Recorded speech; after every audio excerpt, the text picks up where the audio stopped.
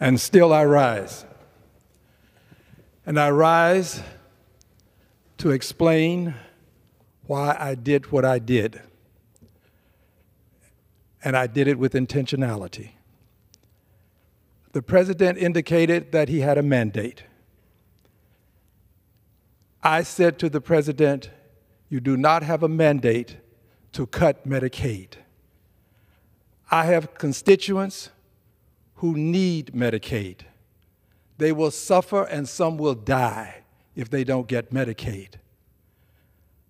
I heard the speaker when he said that I should cease. I did not, and I did not with intentionality. It was not done out of a burst of emotion. I was emotional about it, but I did it with intentionality.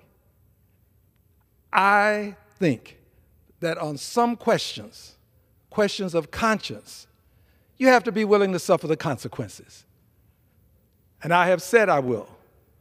I will suffer whatever the consequences are, because I don't believe that in the richest country in the world, people should be without good health care.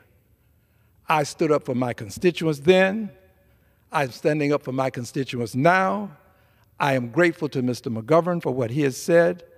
I'm grateful to those who have been standing with me.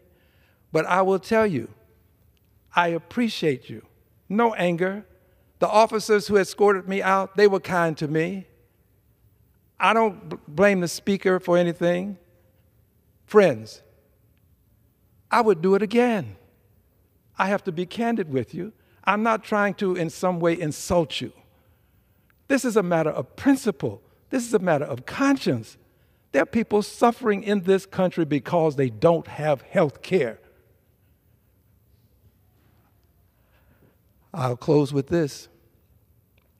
On some issues that are matters of conscience, it is better to stand alone than not stand at all. This is where I stand. I yield back. Gentleman yields back. Gentleman from Massachusetts reserves. Gentleman from Washington is recognized. Mr. Speaker, I'd like to yield as much time as he may consume. A gentleman from Washington, Mr. Baumgartner. Gentleman from Washington is recognized. Well, thank you, Mr. Speaker. I'd like to start by thanking my colleague from Washington State, Mr. Newhouse.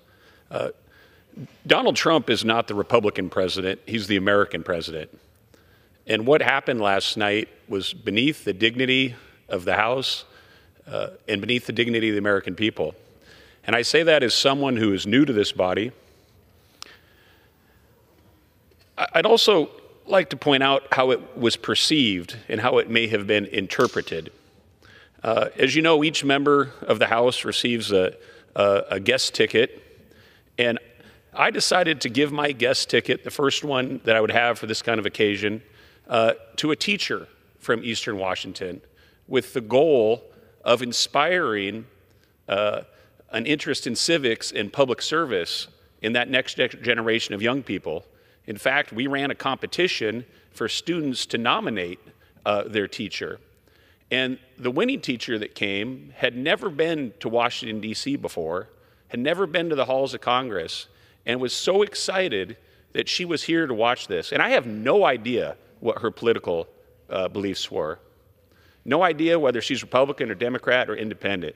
She was just excited to be here as part of this experiment in democracy that we have. And all of her students were watching from home. And, you know, while it can be regrettable when, and it happens on both sides, when people have a spontaneous outburst of emotion and maybe say something they should, you know, what I saw and what I worry about what her students saw last night was a continued, premeditated attack, and some might even say the appearance of a violent and threatening action with the cane.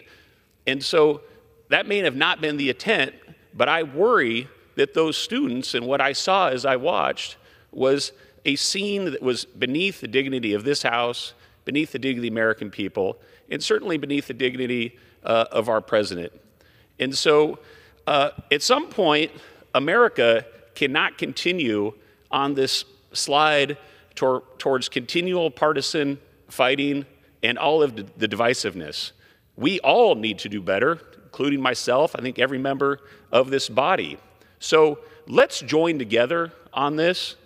Let's join together and realize that this episode was beneath the dignity of what the American people expect from Congress. And let's have this be a new beginning in civility from a low point that this body can rise and behave in the manner I think all of the people, the way that all the American people want it to behave, and certainly those high school students that were watching from home, so excited that their teacher was here to experience this special moment. Thank you.